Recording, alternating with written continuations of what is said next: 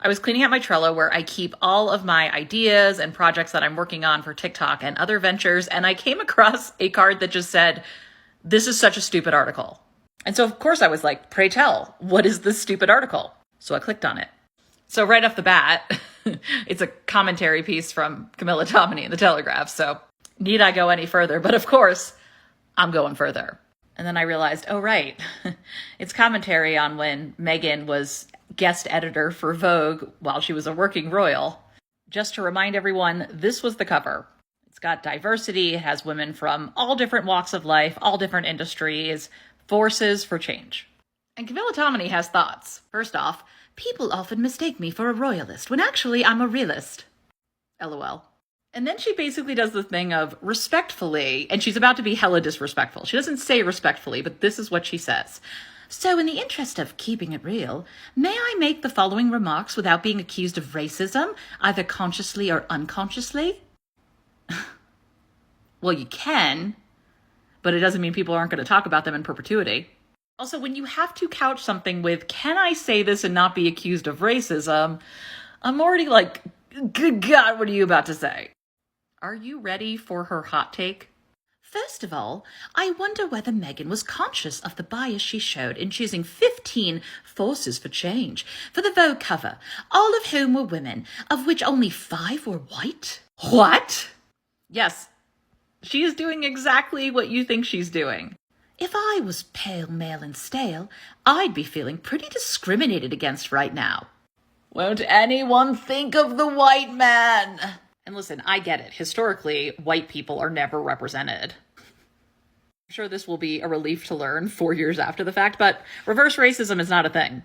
This does not mean that white people do not struggle, that white people cannot experience hardship, that they cannot experience violence, etc., but it's not because of their skin color. Moving on.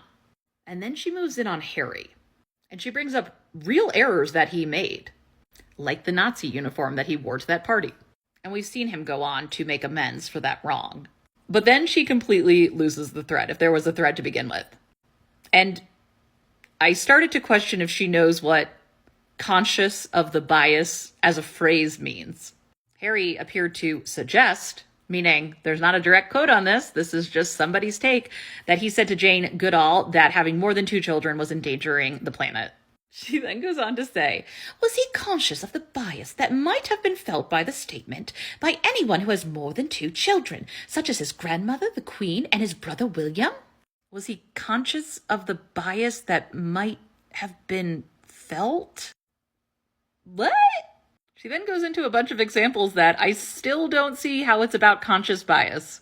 And then she talks about using Vogue as the place to put these messages out anyway.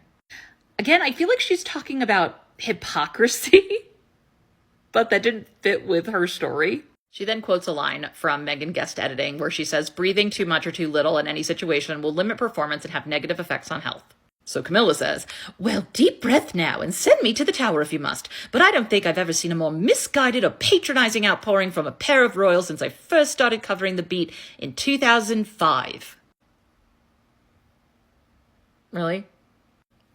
You can't think of anything else. So this entire commentary are examples of conscious bias that actually aren't, and the fact that doing Vogue is out of touch with the people, as if being a part of the monarchy is in touch with the people. I mean, okay, but that aside, no problems when Kate did it. What say you? Nothing from what I could find. So railing on one royal for doing something and not another royal, is it conscious or unconscious bias? According to my original Trello notes, this was, in fact, a stupid piece. Happy Monday.